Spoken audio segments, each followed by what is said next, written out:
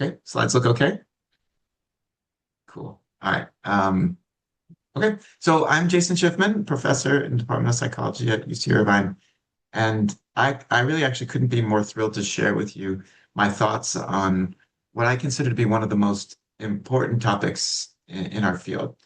This talk, it's going to cover an array of topics related to discrimination, to race, to societally influenced racialized identities.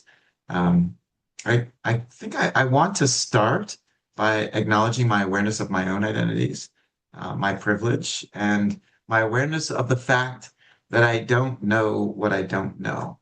So I do strive, and as much as I strive to be an advocate, there are obviously sizable limits to my understanding and my knowledge base. So I continue to grow and to learn from the literature and also specifically from my colleagues of color, broadly defined, my colleagues, academic collaborators, consumers, mental health care services, and friends as well. I'm grateful to all.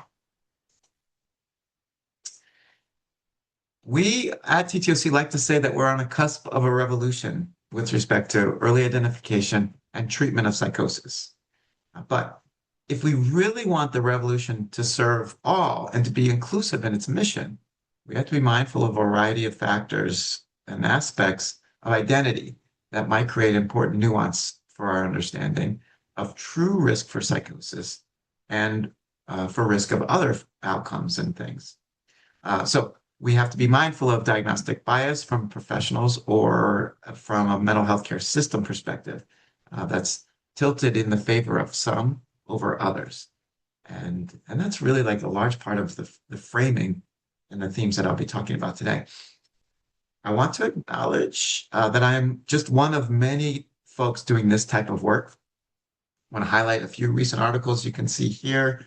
I found all of these articles really formative, and these leaders and scholars formative in shaping my perspectives and views. And my slides, including these resources, are, of course, always freely available. And I think Yasmin may send them out at some point if she hasn't already. Okay, here's what I want to talk about today. So the talk, it provides information on what we know about early identification of psychosis, just broadly speaking. That part will be a review for many of you, especially if you've come to some of our presentations in the past or if you've just visited with me this past week. I also attempt to articulate that there's a history of racism and oppression embedded within this field. And although I think a lot, I think I have a lot of thoughts on all these topics, more than I think time will allow today. I do hope to cover, at least in part, all of the sections that I am showing you up here. And I want to explicitly state that this is an intentional part of my program of research.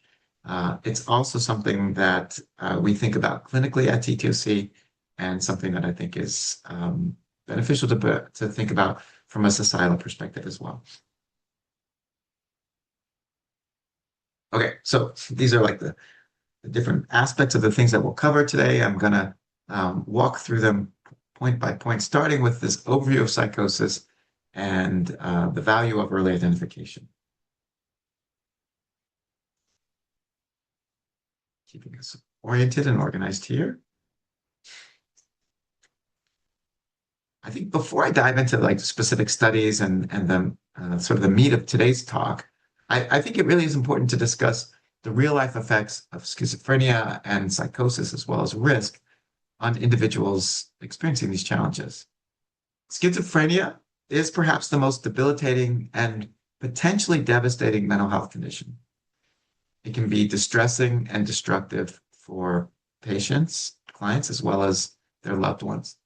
Its impact is pretty widespread, occurring in nearly 1% of the population and impacting approximately 2 million adults in the US. This equates to about 100,000 young adults or adolescents developing a first episode of psychosis every year in the US alone. These disorders, they impact not just the identified client, but family members and loved ones. And you can see some of the implications in terms of reduced life expectancy, risk of death by suicide, quality of life and family involvement as well. The disorders are economically taxing as well, where you can see over 300 or close to $350 billion estimated in 2019. So it's a staggering amount of money. All of this should be sort of viewed in the context of the possibility for recovery. Many individuals who have psychosis can and do recover. And we should be thinking about recovery as the expectation and not the exception. One of the best ways to potentiate recovery is through early intervention.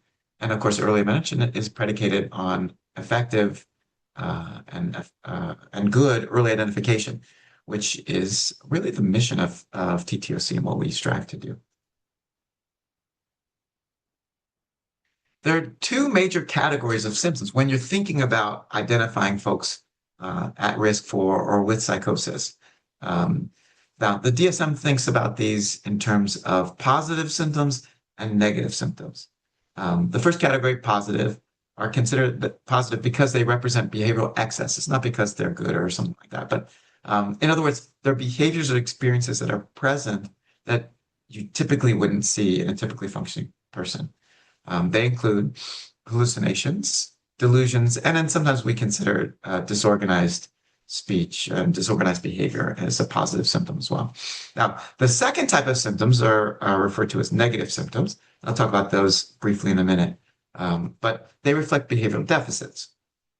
You can think of these as experiences that are absent, but you would typically expect them to be present.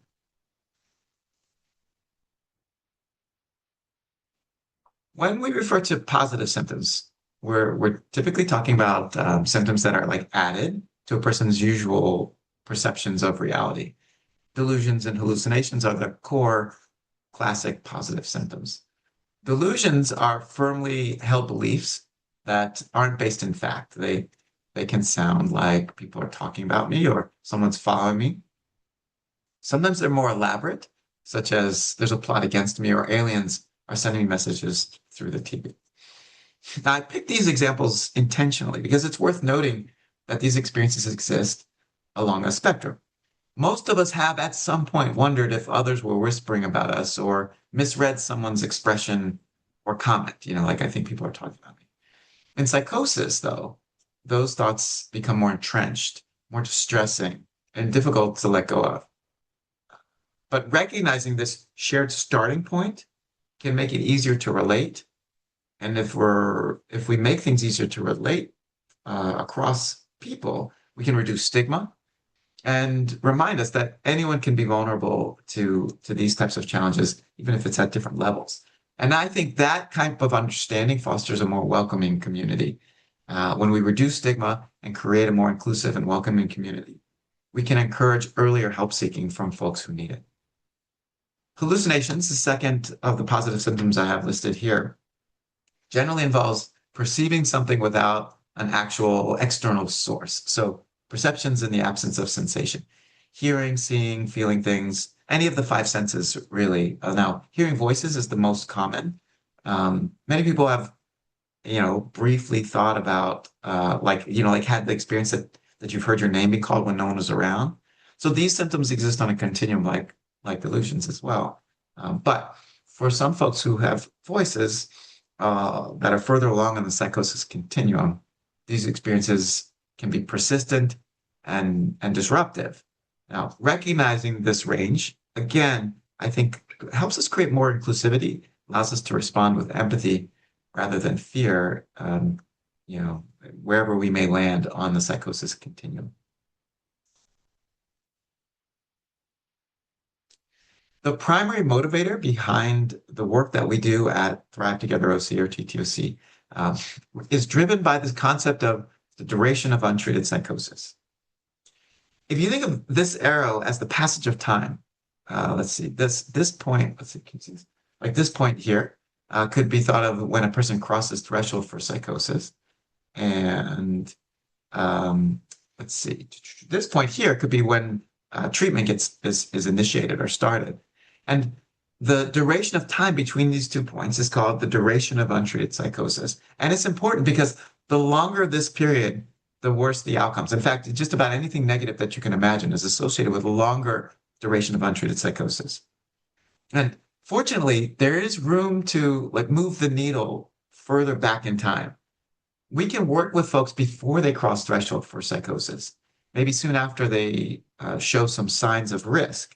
And this has the potential to prevent further deterioration, maybe delay onset, or in some cases, potentially prevent psychosis from ever emerging in the first place.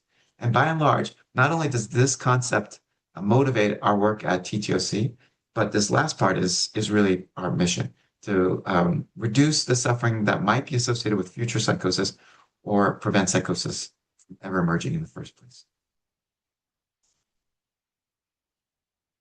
I mentioned that long duration of untreated psychosis is associated with anything negative that you can imagine. You can see here from long worse-term outcomes to more psychological distress and increased costs and burdens to the system. Longer duration of untreated psychosis is bad, but early intervention can help. Shorter duration of untreated psychosis, or in fact, working with folks beforehand, can be really helpful. So early intervention is something that we strive for. But implementation requires the right strategies, community involvement, and tools supporting early identification before we get to intervention. Implementation also requires recognition of biases, awareness of cultural and contextual factors, and an understanding of a history that's created a systemically marginalizing mental health care system. That will be the focus of most of the rest of this presentation. Okay, so now we're going to go into historical and contemporary context. I want to provide some historical thoughts because this is it sets the stage for today's primary topic. I guess to help contextualize the rest of my remarks today, I want to just briefly mention that, as with all mental health concerns, in my view, I believe social and societal factors influence the development of psychosis. We know that psychosis is not just a biological disorder, although biology plays a large role, but rather one that's influenced by a combination of both biological and social determinants. I just want to acknowledge that I personally perceive race and ethnicity as social constructs. And as a result of that, when I describe scientifically established correlates of race, implied in the link for me is that social, not biological factors are driving the relation. I guess, said in other words, I believe it's society's influence or the experiences associated with perhaps being a part of a marginalized identity group, not something inherent to the individual or the group, that accounts for the associations that I'll be describing today.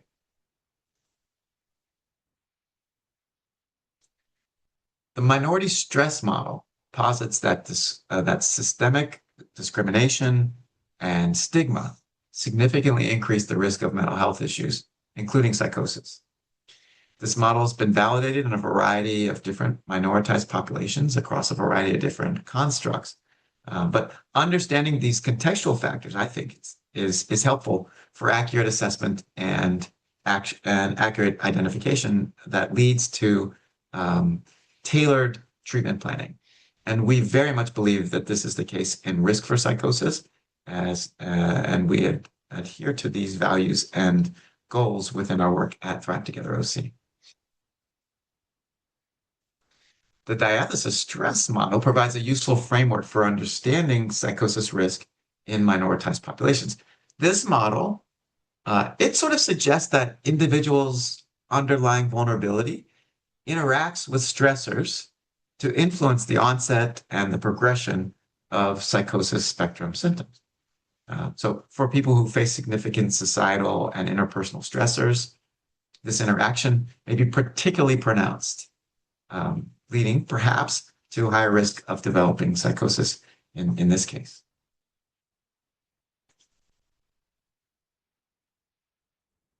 When we look at why marginalized racial and ethnic minority status is a reliable risk factor for psychosis, we have to consider the weight of history and generational systemic oppression. One striking example is drapetomania, a so-called diagnosis from the 1800s described as, quote, runaway slave syndrome. The belief was that at that time, slavery was a natural condition for Black people. So if an enslaved person tried to escape, it was considered quote unquote mental illness. Appallingly, the treatment was typically quite brutal, oftentimes like involving removing an enslaved person's toes so that they wouldn't run away again. Um, it is my perception and interpretation of history that this wasn't just ignorance. It was part of a systemic effort to pathologize normative, healthy response to trauma or adaptive response to trauma. In this case, the desire for freedom and to cloak racist ideology in the appearance of medical legitimacy. So I contend that understanding the history matters because it shows that mistrust in the mental health care system among communities of color isn't completely unfounded. It's rooted in lived experience from the origins of our nation. And it challenges us to approach assessment, as we do at TTOC, or at least we strive to, with humility. We infuse the values and importance of context, and we keep a critical eye towards the system in which we all work.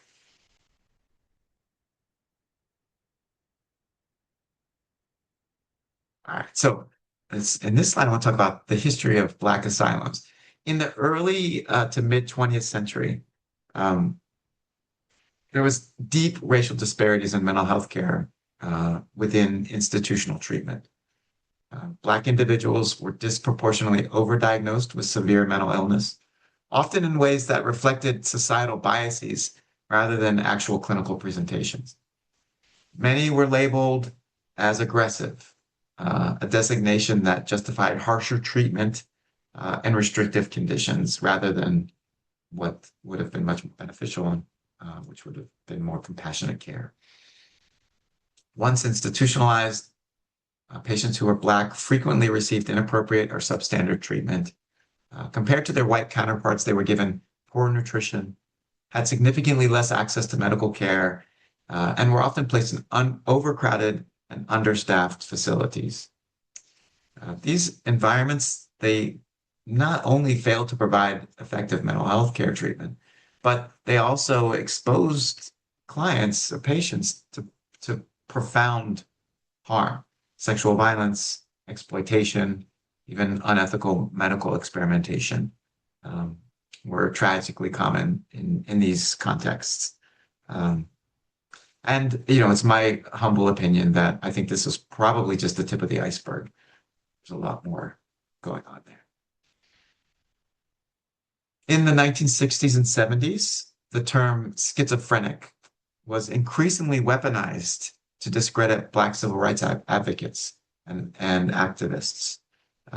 Diagnostic labels shifted from describing passive, withdrawn individuals to framing schizophrenia as linked to aggression and hostility, especially in Black men.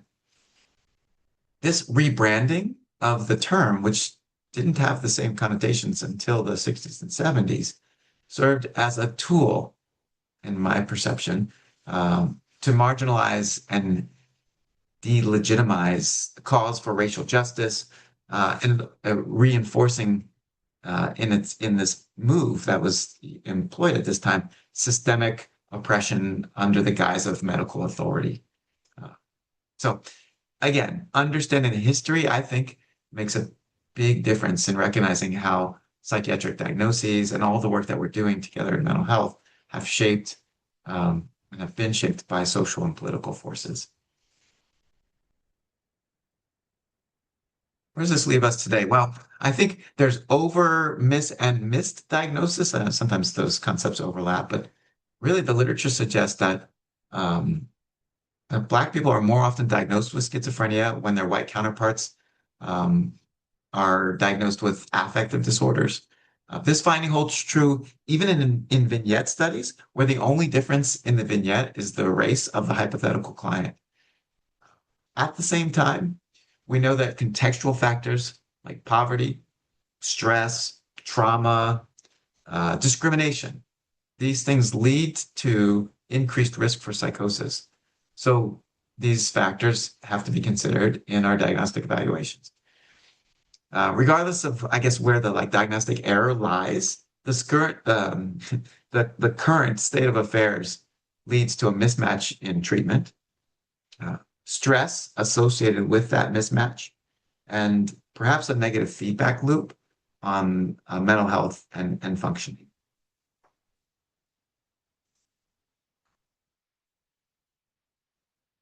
One second. Okay. Okay. Additionally, research on first episode psychosis, or we call it FEP when some of our partners with OC crew sometimes attend these talks. If you're here, thank you for all the work that you do. But research on first episode psychosis, which is the CHRP state that we serve, might be a precursor to, has demonstrated racial disparities as well. So namely, that Black youth compared to white youth are more likely to experience homelessness or have unstable housing insecurity, have a significantly poorer quality of life or report such, exhibit more severe symptoms, and are less likely to have private insurance. Additionally, probably to little surprise, minoritized groups are also less likely to have access to care and less likely to access that care when it is available.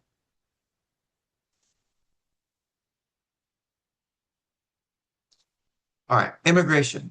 I should mention before I go too deeply into this that most of this work has been conducted in white Western European countries with people who have immigrated from sub-Saharan African countries who are Black and might not generalize to the US. But immigrants in these studies, particularly the first and second generation individuals, face a significantly higher risk for developing psychosis. This risk is especially pronounced among the second generation immigrants, um, those from developing countries and those living in areas where they are the racial minority, particularly Black individuals.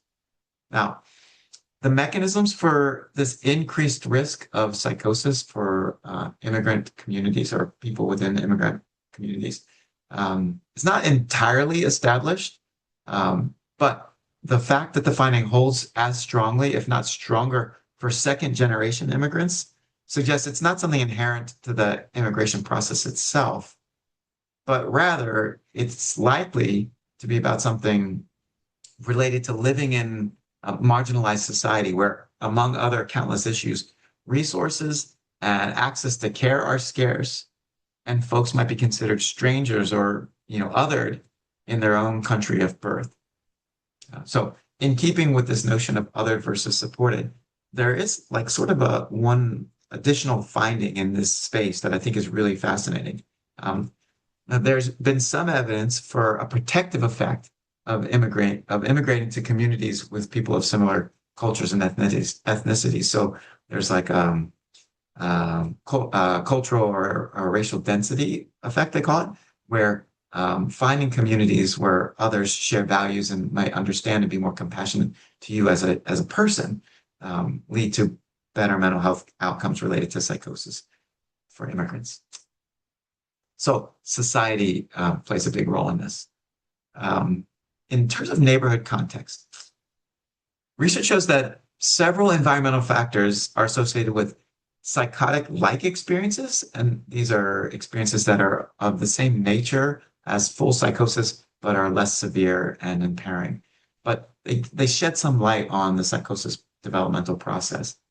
But living in urban areas, neighborhoods with higher deprivation, and areas exposed to lead have all been linked to increased psychotic-like experiences, or PLEs. Additionally, growing up in a racially discordant neighborhood where the racial composition differs from an individual's identity, that's been associated with higher prevalence of psychotic-like experiences or PLEs as well. Last thing I want to mention in this topic, I think, is that neighborhoods characterized by social disconnectedness, they show a correlation with sub-threshold delusional thinking and hallucinations similar to these PLEs. All of these findings, I think, suggest that the environment plays a critical role in mental health, including on the psychosis continuum or spectrum, which is something that I want to continue to emphasize, at least at some level, because I think there's this misperception that biology is the driving force in, or the only force in psychosis. And although it is a force, it's not the only.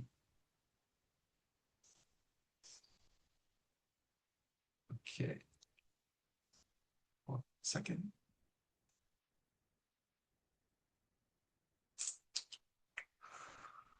Okay, police victimization. Um, you know, it has been found that exposure to police victimization is a significant risk factor for those PLEs or psychotic-like experiences. Research by Wilder and colleagues, they highlights how police violence, harassment, as well as discrimination contribute to increased distress, increased hypervigilance, and perceptual disturbances. All of these factors are associated with psychosis risk, and the two may sort of work sort of synergistically towards a negative downward loop. For folks who are already diagnosed as at clinical high risk for psychosis, the population that we most directly serve at TTOC, experiences of trauma, experiences of being bullied, experiences of systemic discrimination, we believe they further compound vulnerabilities, and studies support this. Studies suggest that discrimination can be a pathway actually towards conversion to a psychotic disorder. One of the only predictors in one study of risk for psychosis going to full threshold psychosis. And to us, this obviously sort of reinforces this urgency to address social determinants of mental health as they may relate to a person's well-being in general and to psychosis risk specifically. Okay, let me move now to a section on diagnostic assessment and give you like a sense as to how we think about things and some of the points that we try to emphasize at TTOC. First thing I want to do is sort of introduce specifically the context, or excuse me, the concept of clinical high risk for psychosis. And when we talk about clinical high risk for psychosis, we're referring to folks experiencing attenuated psychosis symptoms. Now, the word attenuated means subthreshold. These are subtle, but also like noticeable changes that can signal perhaps something is amiss. These symptoms, they often occur alongside other mental health challenges. So like comorbidity is the expectation and not the exception. And they tend to affect day-to-day life in really significant and meaningful ways, from school to work performance to relationships. This is the population that we are dedicated to identifying and to serving at TTOC. Folks at risk for psychosis, it's not just about like sort of watching and waiting. This risk state can also, and is by definition, distressing and impairing in and of itself. It warrants clinical attention and support. Still, I have to emphasize that not everyone at this stage, in fact, the minority of folks that we diagnose as at risk for psychosis will go on to develop psychosis full threshold. But irrespective of future conversion or current distress, accurate identification is critical to linking to appropriate care. Now, this chart on the right, I think this gives us some reason to be hopeful in our pursuits of finding folks at risk for psychosis. In clinical trials, which is what this slide is suggesting, cognitive behavioral therapy has been shown to reduce the likelihood of conversion from risk to psychosis to full psychosis, or at least delay it. This is after 1 year. Compared to treatment as usual. And to me, this is really encouraging. It tells us that with the right approach, we can make meaningful differences in the trajectories of some of our most vulnerable siblings.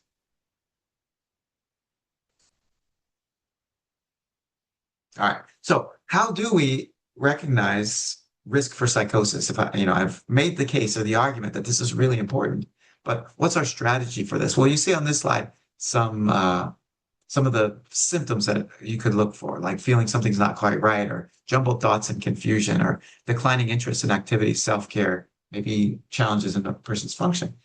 If you're following along, you will note that these things are very non-specific. And if someone had any one of these, or if they had all of these, I wouldn't assume that they were at risk for psychosis. But even just having one is worth a conversation. I want to learn what's behind this, what might be driving this. More often than not, the factors that are contributing to one or more of these symptoms are not because of psychosis risk.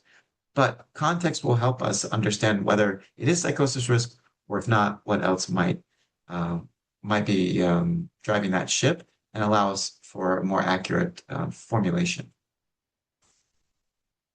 Now, at TTOC, we attempt to gain more context and have a better understanding of the struggles of our clients um, through use of the structured interview for psychosis risk syndrome, semi-structured interview. It's called the SIPS for short, and it's the gold standard tool to assess for risk for psychosis. It looks for subthreshold symptoms, and it does a nice job of distinguishing whether or not a person it does not show risk signs for psychosis, shows high risk for psychosis, or has crossed threshold for psychosis. And it does so by focusing in on these five positive symptoms. So those P's there are short for positive, but positive symptom one is unusual thought content. You can think of these as general delusions. P2 is suspiciousness, which are delusions specific to persecutory ideas. P3 is grandiosity. P4 is perceptual abnormalities, followed by P5, disorganized communication. So these are some of the positive symptoms that are associated with psychosis, psychosis risk, but also are associated with any number of other mental health concerns. And we have to understand what's driving the endorsement of these symptoms for accurate identification. Now, here are actually some of the direct questions from the SIPS interview itself. I'll read them with you here.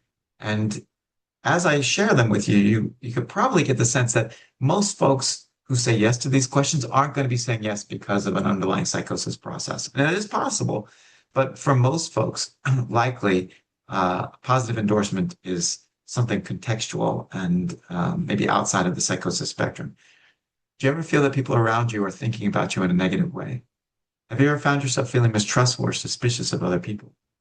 Do you ever feel that you have to pay close attention to what's going on around you in order to feel safe? So obviously, in the context of this talk, and probably in the context of your day-to-day life, you know that people are going to say yes to these questions for reasons outside of or beyond the psychosis continuum. Let me give you a little vignette here, and we'll walk through some of the questions that we might want to think about to begin to parse apart whether or not experiences of suspiciousness may or may not be driven by psychosis processes, or may or may not be influenced by contextual factors. So in this vignette, Michael often feels that people are out to get him. He describes being watchful in public and worries about someone jumping him. He's not sure, but he sometimes thinks that he's being targeted. He reports feeling like the world is out to get him, and he's pretty much on his own. Although he says he's always been a little mistrustful, Michael noted that his feelings of being targeted have gotten worse over the past 6 months. Okay, first, let's take a closer look at the experiences, or in this case, Michael's suspiciousness thoughts. He feels that people are out to get him, not just once in a while, but often. In public, he stays on guard, worries about someone jumping him. He's not entirely certain, so his conviction isn't completely there, but he thinks that he may be being targeted. He describes feeling like the world is out to get him. He's pretty much on his own. When we are doing evaluations, the SIPS interview and what we strive to do at TTOC encourages us to learn more about these experiences, to ask more about it, to listen, to open our ears, and to ask gentle, probing, Socratic questions as simple as tell me more about this. When we're able to do this in a non-judgmental way, folks like Michael can give us more context so that we can fully understand what's going on and if there's contextual factors influencing or more internal experiences that they're having. The SIPS also wants us to think about the intensity, whether or not a symptom is distressing, and if there's any behavior change here. So Michael describes being watchful in public, scanning for danger, so some behavior change there. He's worrying that someone might jump him, so that's an indication of distress at the very least. And he's not completely certain, but he thinks he's being targeted. What stands out here, I think, is that these thoughts and behaviors are impacting him. So it's not just occasional concerns that are, not very intense or not distressing. There's something more to this. And we want to learn more by opening our ears and listening. Novelty, whether or not something is new and unraveling versus stable and longstanding, is a really important concept in our work as well at TTOC. We're looking to see if something is more unraveling or if it's been well established. We generally think at TTOC if something started in the past year, that's sort of considered new. If it's beyond a year, it's more longstanding and stable.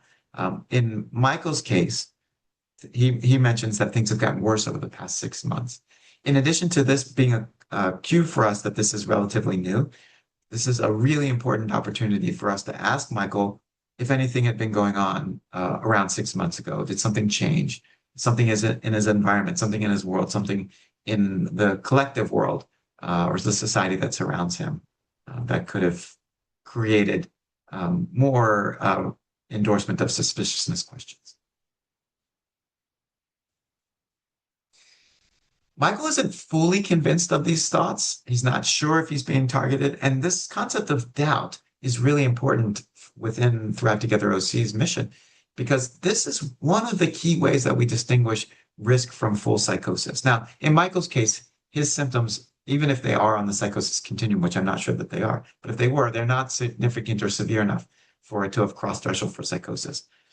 But if they were a little bit more pronounced, or maybe a lot more pronounced, and in the context of him showing doubt, like he's not sure, then that's a sign that this hasn't crossed threshold for psychosis, that he might be at worst at the risk phase and perhaps being driven by something else, but not full threshold psychosis.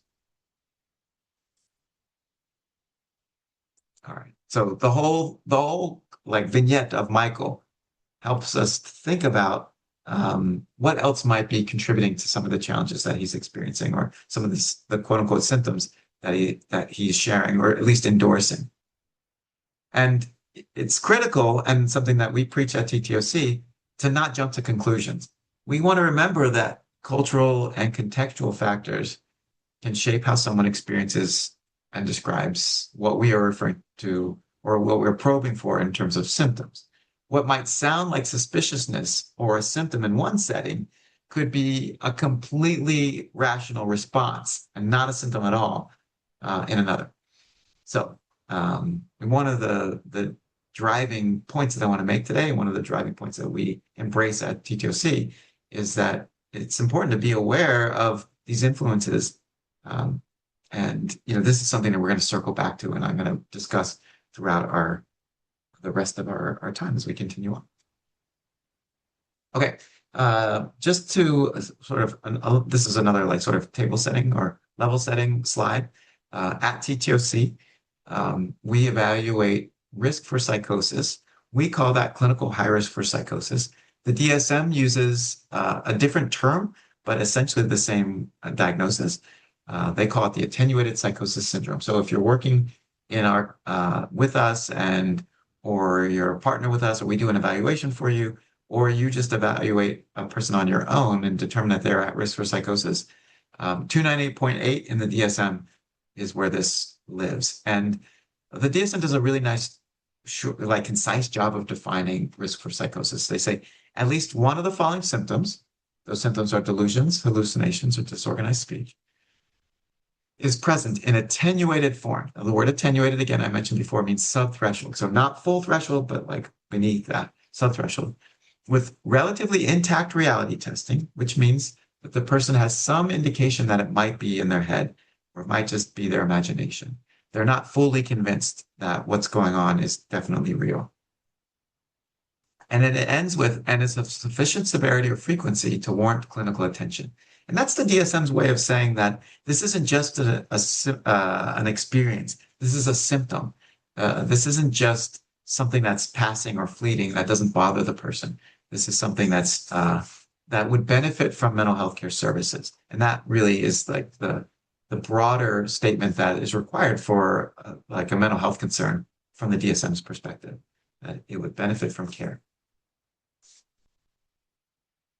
Now, the SIPS, that's gold standard interview I mentioned for risk for psychosis that we use at TTOC, it's taught us a lot in the field, but it's not a crystal ball. Like, so what I mean by that is like only about like 1 in 4 or 1 in 5 individuals at high risk based on the SIPS will go on to develop a disorder related to psychosis. That means that a lot, in fact, 75% or most, won't. So one of the questions that we have to ask is, how do we improve our ability to predict who will and will not develop psychosis? I think in order to do that, we need the right tools, including the SIPS, but maybe even to improve the SIPS. We need tools that account for and are thoughtful around context, culture, and really like, I mean, for lack of a better way of saying about like the complexity of human experience. Now, there might not be like the perfect tool for that, but we're going to try. And, you know, we as clinicians, I think ourselves are part of the solution and part of like, you know, probably like quote unquote, the most important tool in there. And I'll talk more about that as we go along. But okay, risk screening. When we think about screening for early psychosis, it's more than just like a checkbox. Now, at TTOC, we do offer like screening, and like there's a link on our website to our self-report screening, and that is a great place to start. It is a tool that can make our work sharper and more effective. For us, that initial screening is critical. It helps us pick up subtle signs sooner and then partnering with people earlier. And also we use the screening tools to keep track, and we recommend that our clients like use the screening tools regularly so they can keep track of their own symptoms. But there's something I really want to believe, I do believe, and I think the research brings this out, regardless of the type of assessment you use. Assessment isn't just gathering info. Like if you do assessment well, assessment is intervention. It's therapeutic in and of itself. It gives some clarity. It helps with treatment planning. It reduces uncertainty. It allows for an opportunity for people to feel heard and for you to hear people. And it definitely, from our perspective at TTOC, helps open the door before things open the door to mental health services before things potentially get worse. Now, clinical interviews, they remain the gold standard in assessing attenuated psychosis or risk for psychosis. This is so important because when a person is like just filling out a survey just like, you know, like on the computer or whatever, without someone talking to them, they may not share an understanding of the questions that are being asked on that survey in the way in which you expect them to understand it. So there could be a disjoint between their understanding and your intended meaning behind the questions. So clinical interviews bring those like self-report questionnaires to life. They allow for the participant's own perspective to be heard, but they're long. They're resource heavy and they require a lot of training, which we have at TTOC, but you know, we don't think everyone needs to have all of that. They give us like a comprehensive evaluation, and that's why we're so proud and to be a part of the larger mental health care system in Orange County. But we do think that self-report measures are a part of the solution as well. They're brief, more straightforward. They have pretty good validity too, which I'll mention. And they're the perfect first line assessment, which is why we employ them. But they can miss things, right? What I want to really emphasize is they can miss cultural and contextual nuance and validation for some of these is still ongoing because they don't like it in their correct form. They're not perfect. So while they are efficient, they're not the full solution. You need kind of like screening and then interviewing. But we want to sort of make them better. We want to balance, like find that right balance. Now, in order for like to try to improve the use of screening, we've done a variety of different research studies looking at the validity of self-report compared to the gold standard diagnostic interview. And in one of them, this was like a systematic review, maybe maybe the most important, where we summarized all of the findings at the time that the literature had to offer. We found that psychosis-risk screeners are self-report measures that are designed or intended to identify risk. They're pretty good. Their accuracy is about 60 to 70% in identifying individuals who would then go on to develop or be deemed as at full risk based on the interview. The accuracy jumps to around 80% when you consider self-report screening tools that assess for distress. So it's more than just does a person have the experience or endorse the experience, but does the experience bother them or impact them in some way? When the answer to either one of those questions is yes to the experiences, then the symptoms become more clinically relevant. Now, one of the most practical, I guess, messages that we have at TTOC, it can be found on this very slide. Sometimes we think like less is more. In this study, what we found is that just asking these two questions can be a great inroads towards understanding whether or not your client might be struggling with psychosis spectrum symptoms. These questions: do you ever hear the voice of someone talking that other people cannot hear? Or have you ever felt that someone was playing with your mind? They are remarkably efficient for just being two items, and they're really practical. So if you take, one of the take-home messages, I think, is this is a good couple of questions to hold on to and put in your tool belt. Now, the theme that I'm going to continue to hit home around is that a yes to these questions could mean any number of things.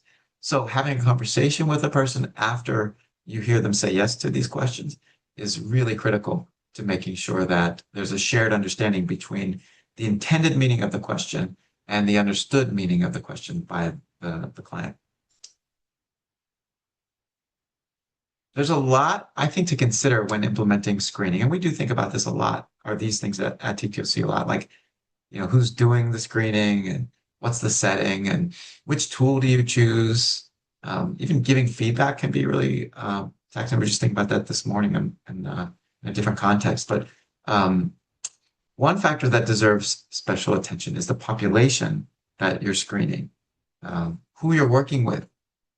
It can shape how questions are understood, how symptoms are expressed, and how people respond to the questions. So in the next few slides, I think I'm going to dig into the cultural and contextual differences that can really influence how screening plays out in practice. Okay, so careful consideration. I'm going to actually share just three studies. I like to share research findings from our team in these talks, and highlight three of them that I think are very clinically relevant in speaking to this need for clinical consideration. To set the stage for these studies, I have this model here. So if you're assessing psychosis risk, I think it's complicated by multiple confounding factors that can impact symptom presentation and then ultimately a diagnosis that you ascribe. Like things like race factors like race, community environment, developmental stage, cultural background, and importantly, interviewer bias. They can all introduce measurement error and lead to potentially over-pathologizing normative experiences.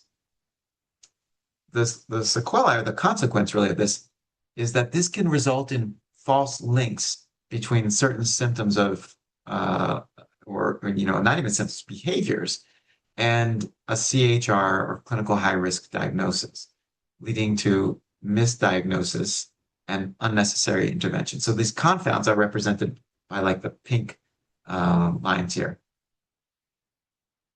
Okay, so to reduce this phenomenon, like these biases, we need better self-report measures that are culturally and contextually sensitive. We need better interview measures as well. But this requires systematic research into the validity of measurement tools across populations, and with efforts to reduce the bias. You can see here when we get those red lines out, when the final part of the figure is kind of like illustrates that when we integrate culturally informed assessment practices, the red arrows disappear, or at least, kind of become less prominent. And I think this reflects my hypothesis that culturally sensitive assessments will help reduce misdiagnosis, reduce overpathologizing, and limit unnecessary treatment, and potentially provide the effective or the appropriate kinds of treatment, even if it's outside of the psychosis spectrum.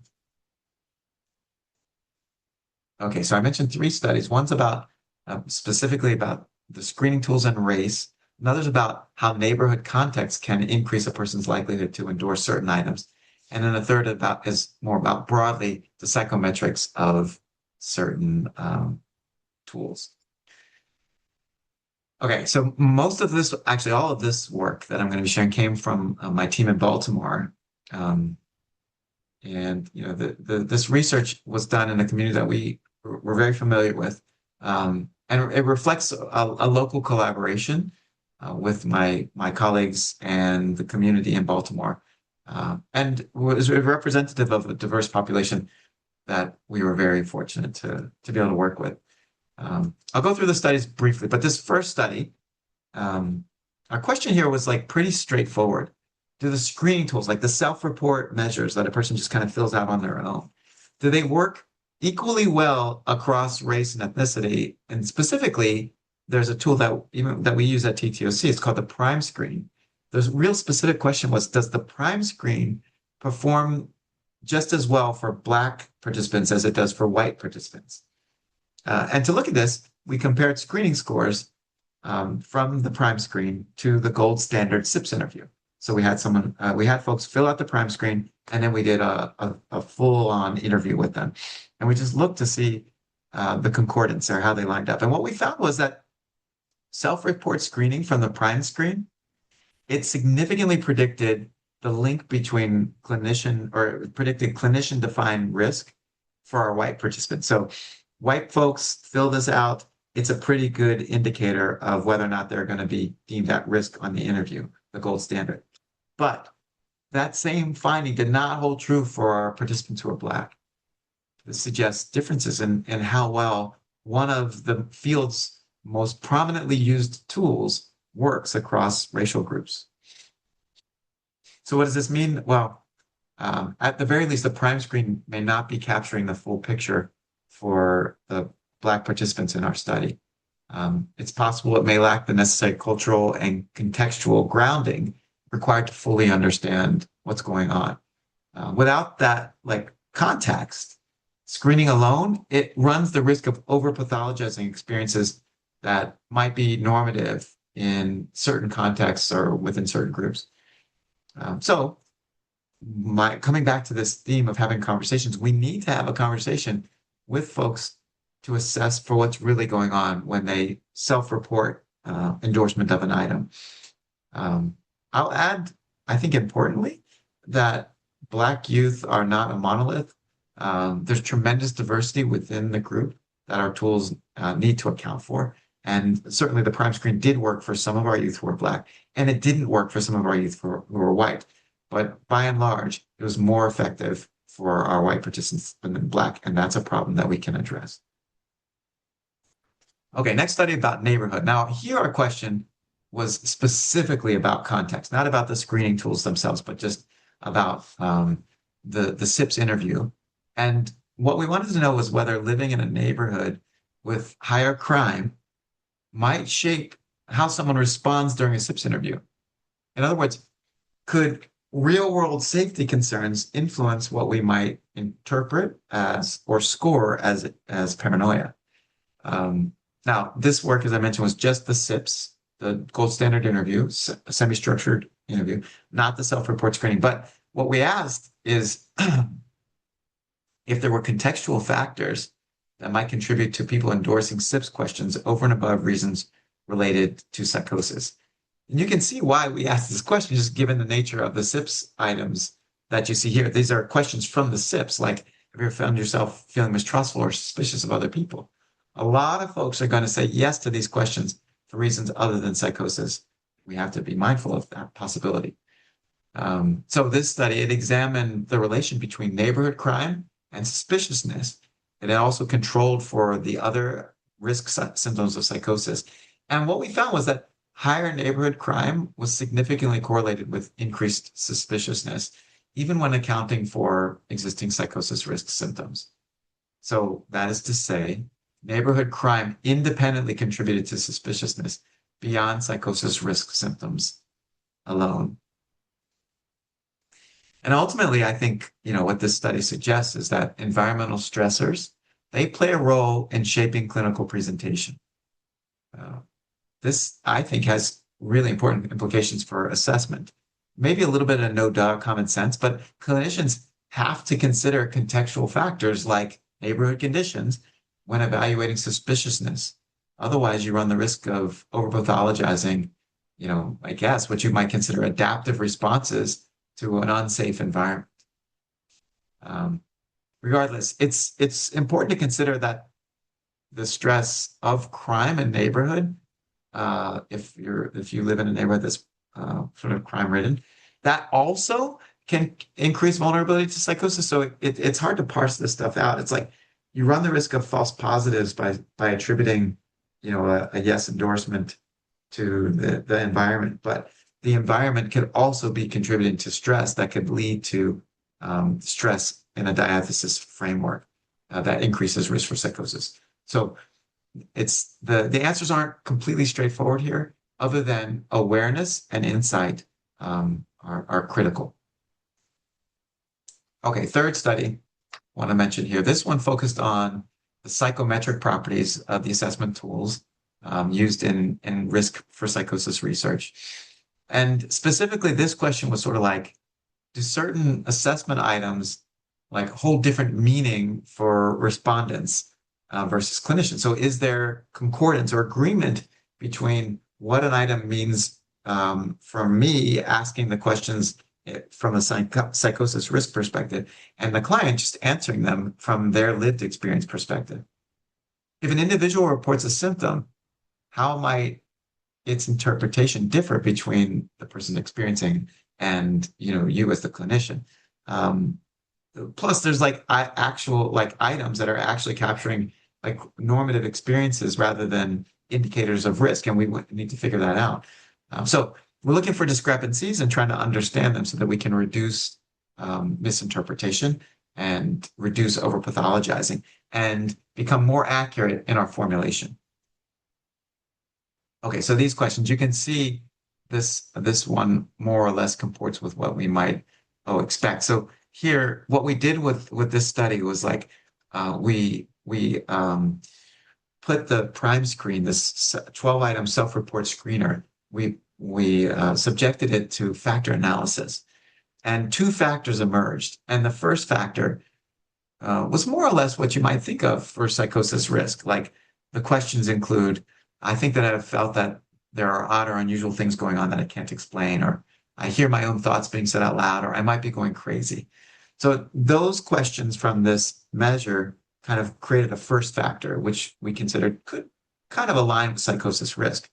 But there were several items that created a second factor in this factor analysis, like questions like, I can predict the future, or I have superstitions. And these had a bit of a different flavor to them. They weren't quite as indicative of psychopathology. And as it turns out, when we look at how a person scored on these two factors within the same measure, we see sort of different patterns related to their levels of functioning. Um, so important psychometric differences that emerged here in this like commonly used tool for assessing psychosis risk. This first factor that was more about like, unusual thoughts and people playing with your mind or whatever. That was associated with when we correlated it with their functioning, it was negatively associated with functioning. So the higher someone scored on that first factor that seemed more like psychosis risk, the worse off they were doing. In contrast, however, within that same measure, uh, the second factor about like superstitions and being able to predict the future, that actually was associated with positive functioning. So the more people scored higher on that one, the better they were doing. And what this suggests is that within this one very commonly used tool, there's some items that are probably getting at risk for psychosis and other items that are getting at something else that are still part of that measure, screwing that measure up. So I think the results emphasize the importance of context. Again, harkening back to this like the value of understanding what's surrounding a person when they're thinking about a question, and that not all measures within even like the field standard tools are measuring psychosis risk. In fact, some of them might be reflective of like, this idea that it's kind of fun to talk about like things like deja vu or your dreams and these kinds of things that kind of show up in this second factor. So if I were to like sort of like summarize this work and kind of expand it a little bit, it's in this slide here. There's a lot going on here, but I'll try to share it with you in a way that I think kind of can make sense. But when we asked whether individual prime items, prime is the name of the measure itself, when they were related to mental well-being, we asked if they were related to well-being or mental wellness. In the same way for our participants who are Black and our participants who are white, we found very different things. Several items like predicting the future and mind reading, they were actually unrelated to well-being in either group. Like those just weren't items that were like about psychopathology. Other items, including superstitions and difficulty distinguishing between like real and imaginary, concerns about harm and mind playing tricks, they were associated with poor well-being, but only among our white participants. Of course, this to me like raises concerns about measurement bias because some items may capture culturally normative experiences among Black participants rather than clinical vulnerability or symptoms, which is kind of what these findings are suggesting. Actually, there was only one item, item 12, feeling like one might be going crazy, that predicted poor well-being and poor mental health for like across our entire sample, regardless of race. On this study also, we found that discrimination, regardless of race, it was associated with endorsing more of these experiences. So some psychosis risk may actually reflect responses to discrimination, perhaps rather than underlying clinical vulnerability, but also maybe causing the underlying vulnerability. Again, something that it's hard to parse apart, but that we're always on the lookout for. Okay, so let me move on to some recommendations, because I think some of this stuff is really tangible. And in fact, I think I use the word tangible here.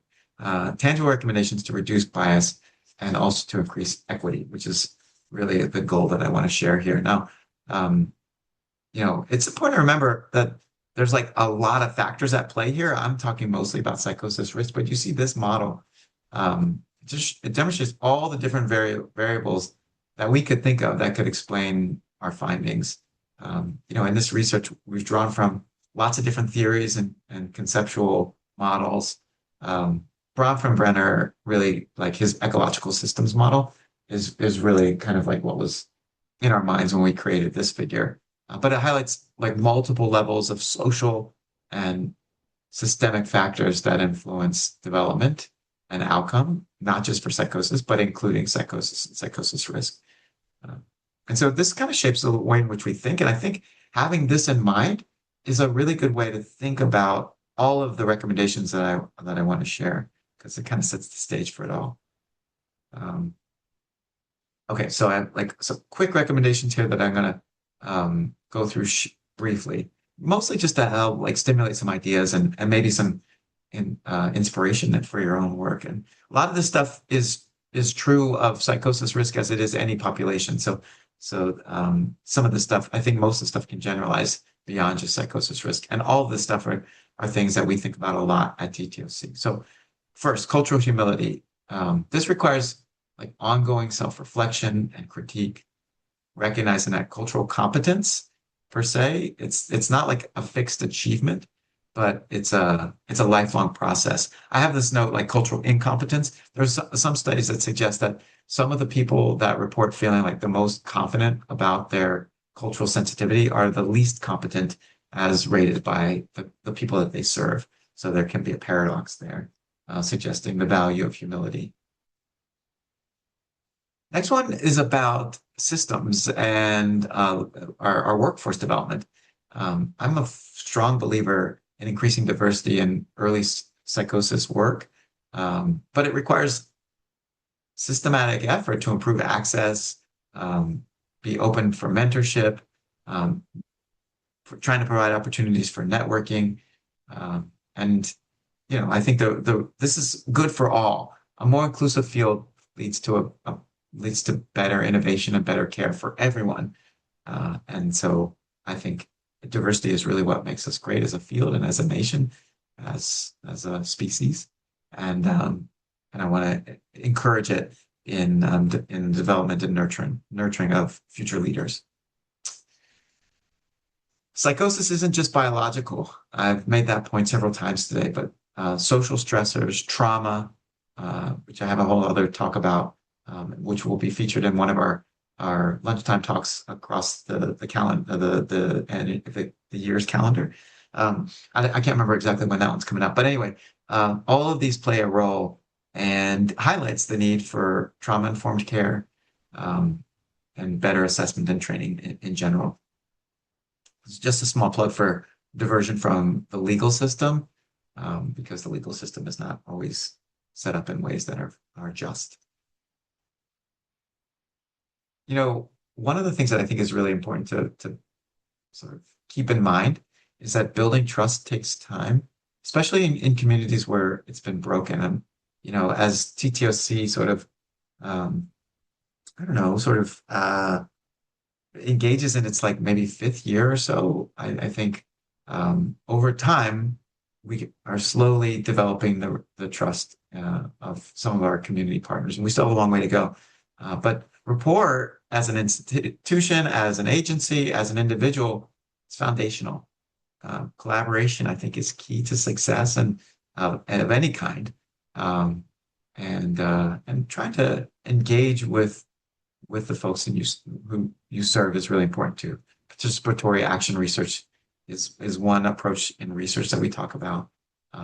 But co-production in general, faith-based outreach, just understanding your community helps build and rebuild connections, which can lead to improved care. This one is a much more clinically relevant recommendation. One of the best tools we have to guard against over-pathologizing is the DSM-5 TR's cultural formulation interview. It's a great tool. It gives a structured way to figure out whether what we're hearing and what we're learning from our participant or client truly reflects psychosis, or if it's like a normative experience within a person's culture or contextual framework. There was a study done where about like 100 or so people were diagnosed with psychosis, and then the clinicians were asked to give this interview, the cultural formulation interview, and then see if they changed their diagnosis. And 50% of folks changed or 50% of those 100 people, their diagnosis was changed after the clinician learned more about their culture through using this tool. Freely available. You can, if you haven't heard of it, I recommend taking a look. It's really good. Another recommendation.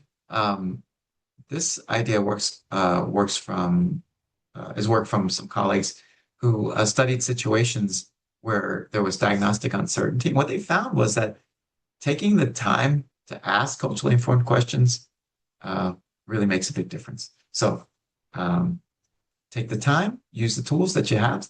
Those are some good recommendations. I have some specific recommendations too as we sort of head towards the finish line of our time today. Um, let's see. So clinical considerations. Yeah, we got to use better tools, and that's part of the messaging that I was sharing with the research that we're talking about. But we need to ask whether the experience, what the experience means to the person, whether it's normative within their culture or their community. And so in the next several slides, I have like a few like take-home questions or questions, not take-home, but like questions that you can ask your clients. Like you said yes to my question about X. Tell me why. Very general, open-ended question, non-judgmentally asked, can lead to all sorts of information that will help you discern whether or not this is about culture, context, or symptom. How does your experience compare to others from similar backgrounds? Another powerful question that can distinguish culturally normative beliefs from symptoms. All right. It's helpful to assess discrimination alongside clinical high risk for psychosis, because like normative reactions to discrimination could be misinterpreted as suspiciousness by a clinician that's not thinking about things in a holistic way.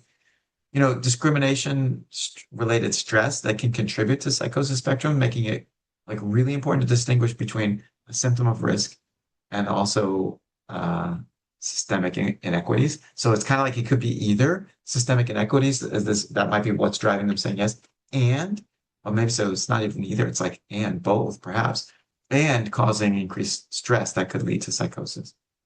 So have you or others close to you experienced discrimination or unfair treatment? Open-ended question about discrimination. Does this experience only happen when people treat you unfairly? This gets a little bit more at the psychosis angle. If it's only in the context of being treated unfairly, then you might think less about psychosis. But if it's across context, doesn't mean it's psychosis per se, but it gives you more information that can help you along the way in understanding things accurately.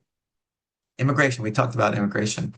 Immigrants face unique barriers to mental health care, including limited access to care, providers who might not fully understand their lived experience. So we think it's important to make sure we ask questions that are sensitive to folks that we're serving who are immigrants. Like questions like, did the symptom begin or begin before or after you migrated? Did it worsen? Do others in your culture have this experience? Beginning to parse apart whether what they're endorsing is more about psychosis or about something in their life that they've experienced as a result of immigration or perhaps other things. Neighborhood factors here also play a role in risk for psychosis assessment, and we consider these very carefully when we're doing our assessments. We really try to avoid both like over pathologizing or like saying someone is quote unquote sick or ill or has psychopathology, you know, and under pathologizing where like neighborhood stress may be increasing the risk and actually increasing psychosis. So we just got to listen and learn. Like I have questions here like, do others in your neighborhood or community feel similarly about experiences? Or do you feel you worry about this more than others in your neighborhood? These questions help contextualize symptoms and improve diagnostic accuracy, which then also can lead to better treatment planning and the opportunity to partner better with your clients. Okay, so we got about 10 minutes left. I think what I'd like to do is just read one last vignette with y'all, and then maybe see if there's any questions and any opportunities for discussion. But this vignette will perhaps provide us a chance to talk, and you can weave in questions or you can respond to this vignette as well. So that's how we're going to spend the next 10 minutes together. So I'll read this to y'all, and then you can give me your reactions to this vignette, like things that you might want to know about, potentially cultural considerations that come to mind, risk for psychosis, or you can just ask any question that's come up in general. So Devon, is a 16-year-old cisgendered African American male who attends a public school in an urban, low-income, predominantly Black neighborhood. Devon was referred to you by his teacher. Devon's grades have been lower than normal in the past year, and his teacher noted that he's become more withdrawn in class. When you meet with Devon, he shares that he's been feeling isolated from other classmates recently, wondering if they're talking about him behind his back or are out to get him somehow. You wonder if maybe he might be showing early signs of psychosis and administer a psychosis risk assessment. When prompted about the level of distress and interference related to his feelings about his classmates, Devon shared that it makes it hard to talk in class, participate in group projects, and he skips classes on occasion. He also shared that he thinks that he's been hearing the voice of his grandmother the past few months after her passing, but he's not sure if that's even possible.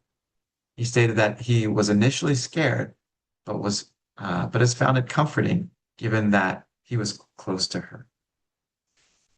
Okay, so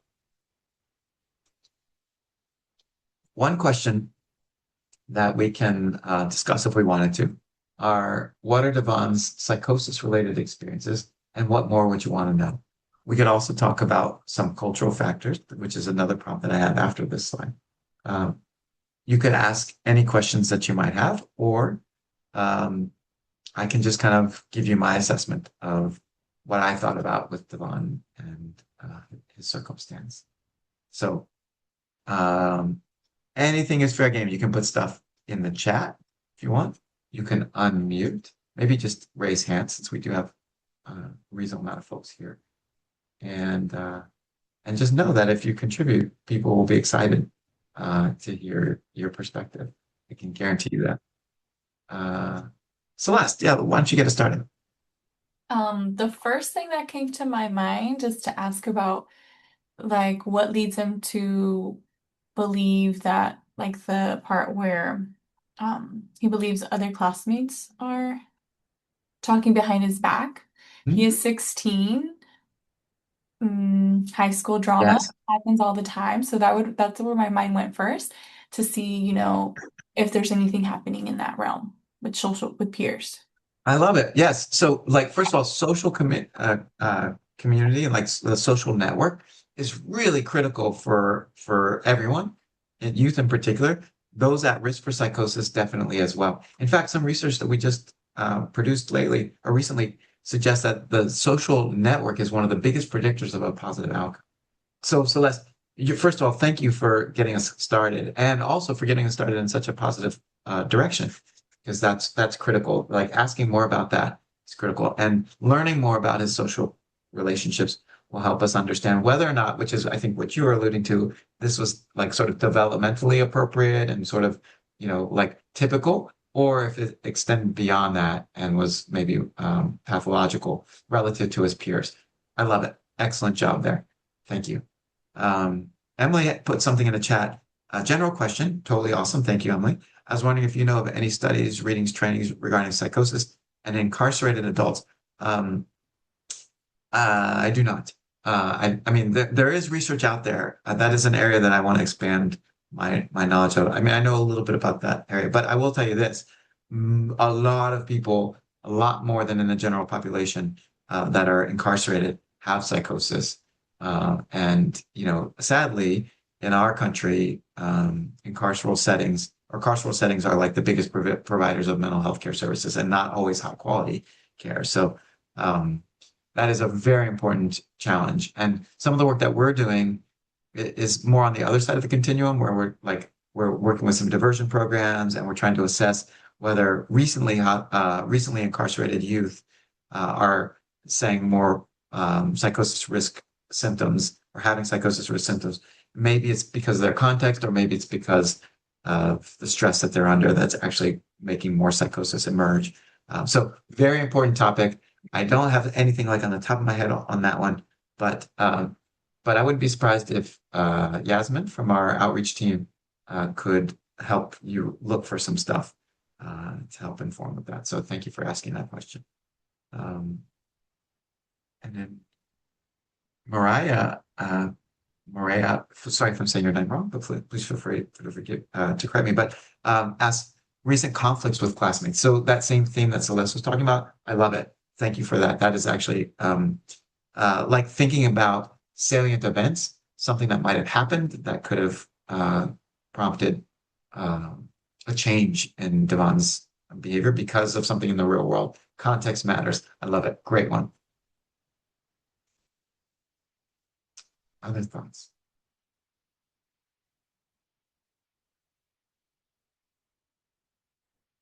Uh, Aya says, I would also want to know more about his grades in school. Yes, definitely. Functioning is really, really important. A lot of times, like if you ask folks what they most want help with that are at risk or even that have full psychosis, they rarely say it's like my risk for psychosis symptoms. They say, I want a job. I want to keep my job. I want to do well in school. I want to have like meaning or purpose in my life. And it's like my functioning that really sets that in the right direction. And that comment right there really speaks to that. So thank you for that. I would want to learn more about that too. Um, Emily says, interested in family's grieving process with an exclamation point. Yes, family factors here play a huge role. And we want to know, I mean, all sorts of things about the family dynamics.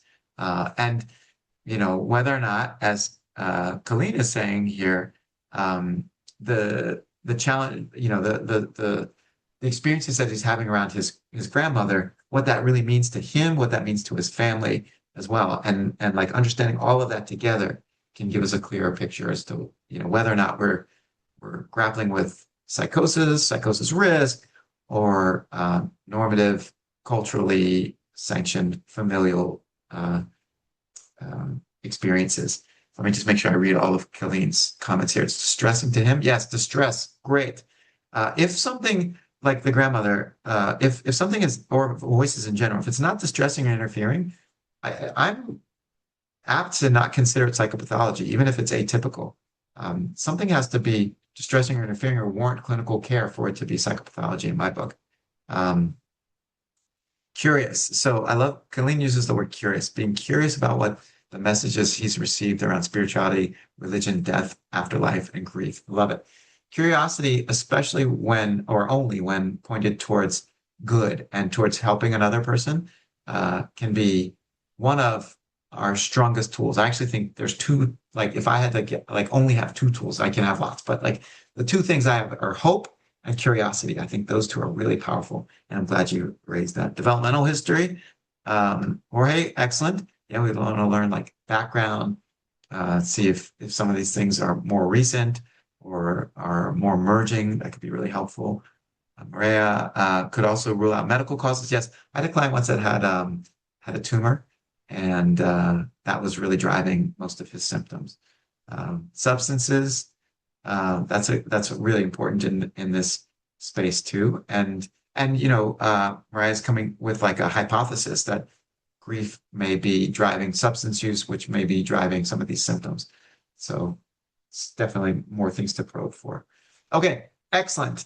You all, thank you very much. That ended up being a really productive mini conversation. I'm grateful for that. Um, I want to just skip through to the last slide. Oh, well, the last slide is that you are part of a revolution as a partner with TTOC. So thank you for being part of the revolution. And also stay in touch with us. So these presentations are at no cost to you. They're supported by the county. Hopefully you learn from them. But most importantly, that you just stay connected with us. Everyone on our team really cares deeply and passionately about serving people at risk for psychosis and serving everyone in our community. So if you reach out to us, I can assure you will be greeted by someone that cares deeply and is kind and supportive. And I'm really, really grateful that you all dedicated this hour and a half with us today. And I hope to see you next month for our next training, whenever. I don't remember exactly when that is, but Monica, take it away. Yeah.